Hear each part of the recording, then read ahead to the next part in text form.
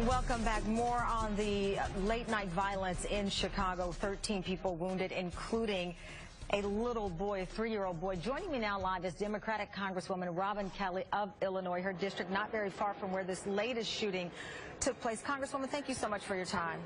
You're welcome. I know you've talked a lot and you've pushed the fight for stricter gun control laws, but I want to talk about specifically this gang violence in Chicago that's been ever present. When I lived there every summer, we would brace for the numbers to spike as far as shootings are concerned. What needs to be done as it relates to some of these young black men in particular who choose this path of violence? You know, I don't think it's any one thing like what the superintendent alluded to. We need federal trafficking laws, federal straw purchasing laws, because that what creates the illegal guns. But also, someone made a comment, nothing stops a bullet like a job, and we need to look at that too.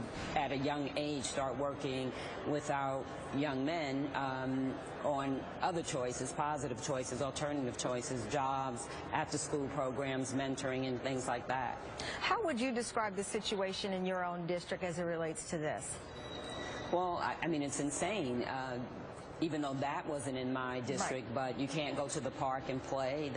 We just celebrated, you know, we celebrate July 4th and talk about that we're free, but people aren't free to send their kids to the park or school or just to stand on their porches in some of the neighborhoods. You know, we also reported on how kids literally needed escorts to school because they would have to, and still right now, have to walk through certain gang areas that are too dangerous for a child to go to school. I know you understand how people who may not live on the south side of Chicago, which is the best side of Chicago as far as I'm concerned, who are baffled as to why police have not been able to bring these numbers down. Is it solely, though, a gun debate? Well, I think, first of all, what you described is very, very sad, and I think that there needs to be community policing, but also the police can't do it all.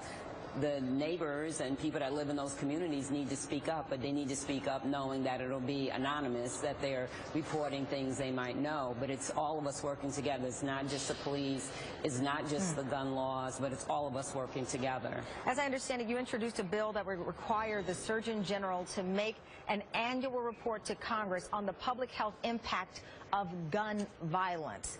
What kind of support have you seen there?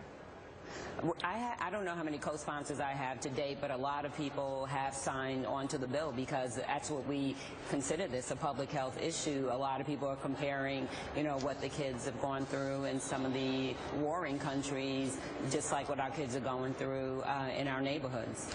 And as far as the continued push and lobby by families like Idea Pendleton's family, Joy, she lost her son, and the Newtown families, do you think they're making progress behind the closed doors? I do. I was with them. We are the ones that put together my office urban strategy because there hadn't really been urban voices. We heard a lot about Newtown and the mass shootings, but we wanted to give voice to parents who lost their kids, you know, not with a lot of other kids, but one by one by one. So I was with them when they came and lobbied Congress earlier this week. Congresswoman Robin Kelly, we greatly appreciate you joining us, and we hope to speak with you soon under better circumstances. Thank you. Thank you so much, and I hope so, too. That does it for this edition of News Nation. Thank you for joining us. I'm Tamron Hall. We'll see you Monday. Have a great weekend. The Cycle is up next.